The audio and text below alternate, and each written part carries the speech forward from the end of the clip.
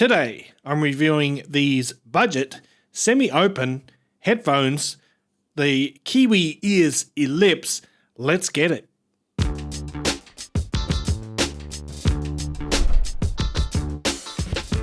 What's cracking, audio fans? It's David here from Prime Audio Reviews. So check out the Ellipse here. These are coming in at a price of around 75 US dollars.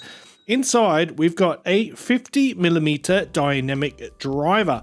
So starting with the exterior and the build, first of all, they're very lightweight. These ear cups are aluminium. You can see they're kind of semi-open there, but there's quite a bit of padding on both sides of the driver there. You know what? In terms of design, they've got a very Beyerdynamic DT Pro feel. Very similar to the Beyerdynamic DT Pro series. So super light. The clamping force is rather light, but they sit firmly on my head at least. I never had any fear of them falling off. We've got aluminium yokes there, generous padding on the headband, lovely plush thick ear pads that are quite large in diameter, or have a large diameter, so great for people with large ears. These are super comfortable. I can wear these all day long. And that's what I have been doing. I've been wearing these for, I don't know, at least 2 weeks, I think, using them as my daily driver. Really good stuff. We'll have a quick look at the cable. That's it there. So we've got a fabric sheath on there, braided sheath. And yeah, it's a pretty good cable. It is 3 meters long. Yeah, 3 meters, because these are marketed as a studio monitor, or at least with studio monitor tuning. So it makes sense that they would have a 3 meter cable. And it's not exactly premium feeling, but I mean, for the price, we're talking $75. So yeah, it's well within, it suits the headphone price just right. And by the way, the connectors are a standard 3.5mm. So if you want to swap the cable out, there are plenty of third-party options out there for you. All right, that pretty much covers the build and everything. Oh yeah, I forgot to mention, they do have a little bit of a swivel, like maybe 10 degrees, and a fair bit of pivot there. But whatever, they feel so natural on my head. Very, very comfortable to wear, like I said. Right, let's get on to the sound now. And Kiwi Ears sort of suggests that these headphones are meticulously tuned to achieve a balanced and natural sound. And I would say that description is pretty spot on. These are probably the closest to neutral in tuning headphones that I've heard for less than $100, with one exception being the One Audio Monitor 80, which unfortunately never gained much traction in the community. But so let's go back to the Ellipse, which leans slightly towards the warmer side of neutral. It's got a touch of coloration, which adds some musicality. And yeah, being semi-open back, it doesn't have an particularly wide soundstage, but it does have excellent note density, and it is free from any chambered sound effects, caused by internal reflections, which is the whole deal with why, well, major part of the reason why open back headphones sound so good. They don't have those internal reflections. In terms of passive noise isolation, very little, so you can hear what's going on around you pretty well, unless there's music playing. And at the same time, there is significant sound leak or noise leak, so you have to be considerate of the environment that you're using them in. Other people are going to hear your music. But let's talk bass. And the Ellipse, it focuses on mid bass. So we got a nice punchy and impactful mid bass.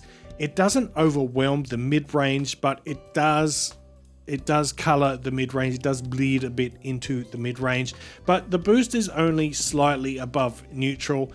The sub bass here does offer some rumble, but it is reasonably restrained in terms of quantity. So it's not a bass head headphone for sure.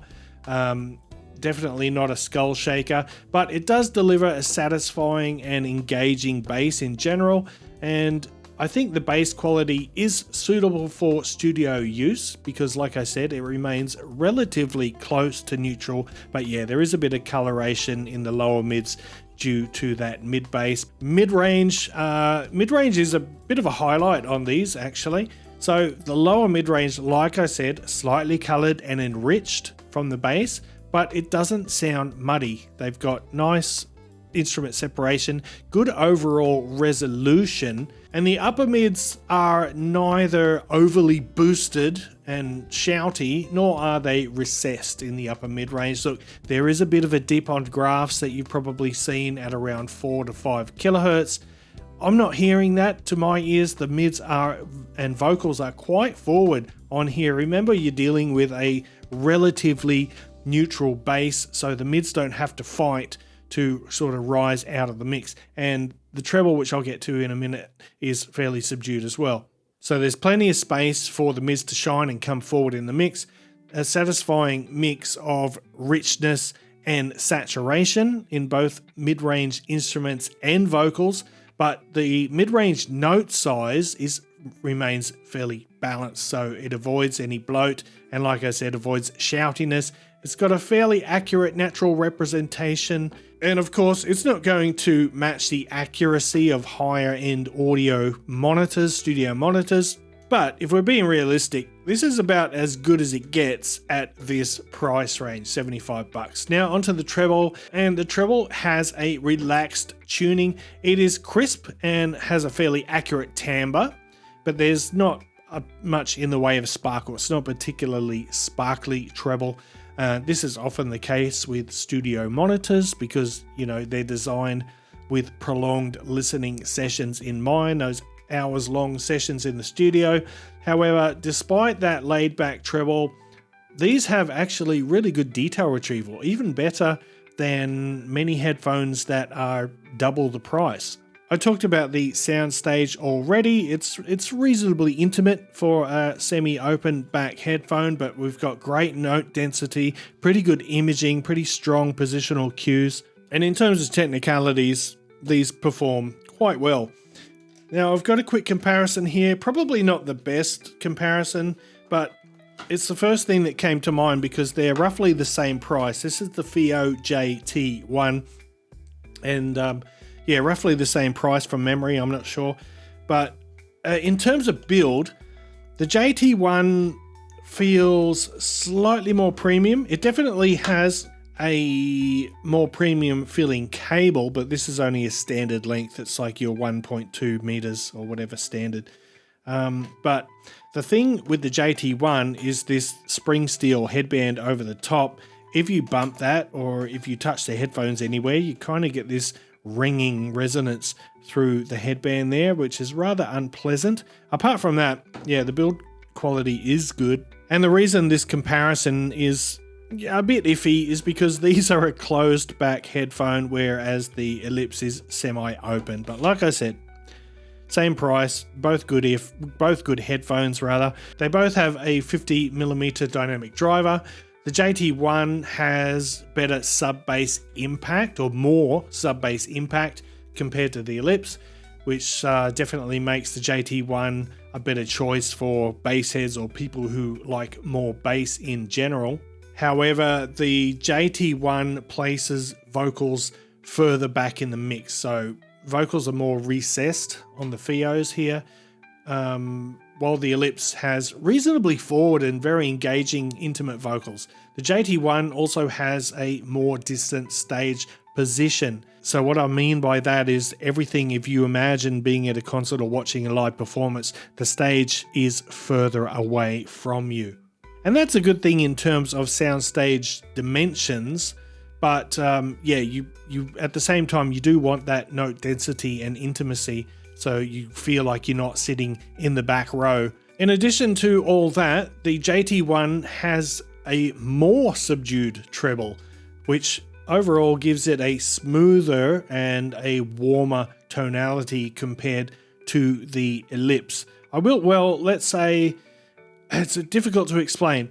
So the JT1 has got a more subdued, relaxed treble. However, the mid-range on the JT1 is, well, the lower mids are a little bit leaner in note size. But overall, mainly because of that treble tuning, the JT1 sounds a bit warmer and darker. Remember, it's also got a bit more bass presence as well. So they're both great. I think I prefer wearing the Ellipse, the Kiwi Ears Ellipse.